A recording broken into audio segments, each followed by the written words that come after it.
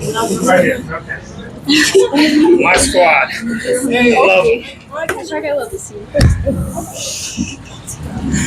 Coach, tied at halftime, I mean, just talk a little about the message you girls and how they responded to the second. We just felt like we were missing a lot of shots and not taking care of all the fundamentals in the first half, and we just wanted to get going and get a run going.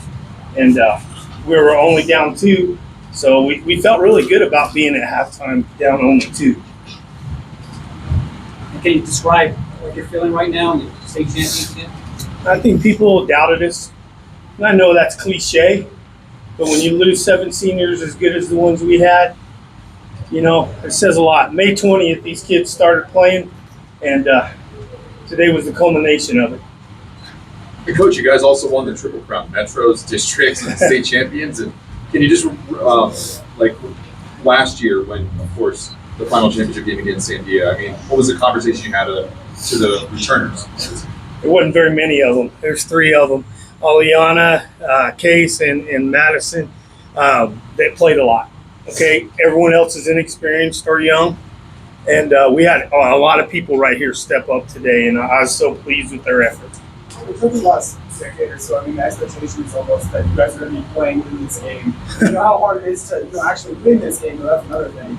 So what was it about this year's squad that was able to ultimately, win it?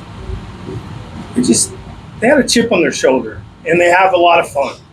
And I think those 2 things was you put those 2 things together, fun and a chip on your shoulder. I think that was what this team was, and they love each other, they have fun with each other, and I think that they want to win. You said people doubted you. I'm curious, what did you think if we go back to the offseason and to November when the season started? Where did you come out? Hey, in November in Arizona, I thought we were in really good shape. I thought we had a team that could play in the Final Four, and then Addie went down. When Addie went down, I thought, oh no. And then we've had some other people step up since then. Zaylee and Katie and Neve had some good moments in this state tournament. On top of that, Corelli Rivera stepped in. Okay? Kids that didn't step in all that much this summer stepped in during the season. And I'm just so happy for all these kids. I mean, it's not just them. Our starters, they carried a load. I think I'm more frustrated with people not knowing who the Hobbs kids are. We don't get a lot of credit. We don't get Gatorade Player of the Years down there in the South, We just don't. We don't. Brett Clay's had a great career here. Zoe led us in scoring all year. Madison's a solid ball player, has been for 4 years. Aliana's had some of the biggest moments in the pit ever in the history of this place. And Case is one of the best shooters in the state of New Mexico. And I just don't know if for a month and a half, I'm going to be honest with you, these kids play 16 minutes a game because we're beating teams by 40 and 50 points. They play 16 minutes a game. Everyone else gets to play 30 or 28 or 26, so their stats are high. Every single one of these kids, they don't get the minutes that everyone else gets because we respect our opponents. So I know we don't have 30-point-a-game scorers, but we could. I'm going to tell you that right now. We could. Madison, as one of the seniors on this group, you won state before. What defined this group that made it so special? I think we have a lot of grit and hard work, and we just keep putting in the work with everything going on, and we just fight adversity as a team, and we just have each other's back every day. So your coach may mention the fact that it was his belief that people outside of Hobbs did not believe that this team could do this. What was the mood inside the locker room, even going back to the spring and the summer? We let everyone talk, and we just let our hard work do the talking for us, and we just put in work every day.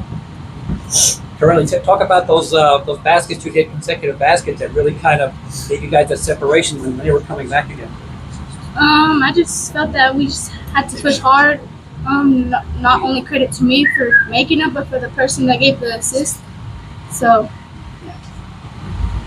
What did you think of how Corelli played down the stretch? Outstanding, like a state champ plays.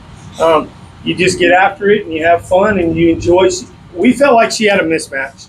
And so the girls are smart enough and have the basketball IQ to get her the ball and let her make plays for them and for herself. and she did a great job. James, when did you think that we actually could have been a Final Four team? When did you realize it? As soon as I saw you play Kirtland. Okay, that's what I thought. I thought it was sometime in the Metro. As soon as you beat Kirtland. Yeah. Okay. Coach, I want to kind of go back to the Gatorade Player of the Year because for football they waited until after the conclusion of all the championship games, and then for this one it was right in the middle of like some of the most important games of the year. Do you think they should decide after the season has been over? I'm not big on how they do it. I just want my kids to get noticed and recognized occasionally. That's all. We've had some pretty good teams. In 10 years, guys, 10 years, we've been the number 1 seed 8 times and the number 2 seed twice. And we got 0 Gatorade Player of the Year. So what's that tell you? We're a good team, but we don't have good players? I don't agree with that. I think we got good players in Hobbs, New Mexico right now. And you better remember the names Zoe Ross and Caitlin Muniz next year and Corelli Rivera. I'm just telling you. And then that final, Rio Rancho pulled us within 4 points, and it seems like, oh man, they're not going to come back. And then all of a sudden, you guys just really poured it on them and closed the game out. Can you kind of talk about, again, what you guys kind of adjusted that last little We bit? went with 5 guards late. We just wanted to take care of the ball. We wanted to utilize clock. We just wanted to shorten the game as much as we could because we built a 10-point lead.